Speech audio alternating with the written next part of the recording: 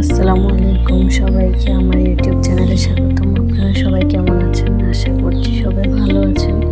আমার চ্যানেলটি সাবস্ক্রাইব করে দেবেন, ভিডিওটা ভালো লাগলে লাইক করে দেবেন।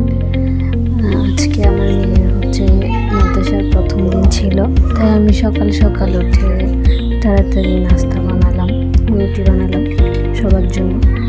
তারপর রুটিগুলো সেঁকে নিচ্ছি ভালো করে।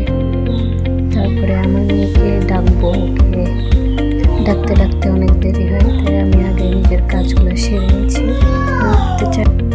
তারপর চা বানিয়ে নিচ্ছি। সকালে চাটা না খেলে তো হয় না। আমি বাসায় রুটি বানাই, বাইরের রুটি চেয়ে ঘরে বানানো রুটি অবশ্যই ভালো।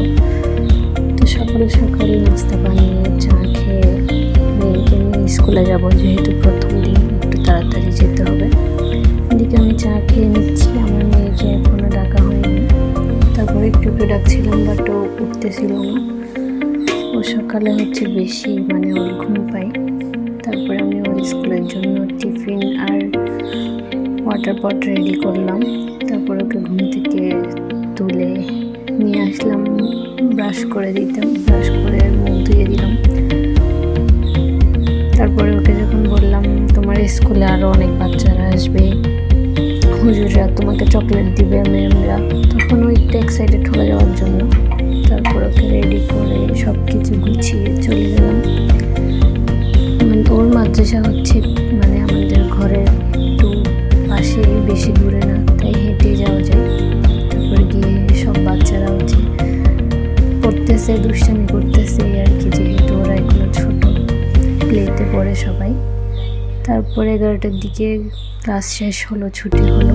তারপরে ও বের হয়ে মাদ্রাসা থেকে বললো ঝালমুড়ি খাবে। তারপর নিয়ে দিলাম। বাসায় এসে ফ্রেশ হয়ে ভাত রান্না করে 2টা-3টার দিকে চলে গেলাম মেয়েকে নিয়ে মেলায়। ও একটু ঘুরতে বেশি পছন্দ করে। ও যখন শুনলো ফুফিদের থেকে যে মেলা হচ্ছে, ও তো আর এক্সাইটেড, থাকতে পারতেছে না, ও মেলায় যাবে। তারপর ওকে মেলায় নিয়ে গেলাম। মেলা থেকে ঘুরে এসে বিকালে বাসায় এসে দেখলো ওর ফুফি 2টা মুরগির বাচ্চা আনছে, ছোটো ছোটো।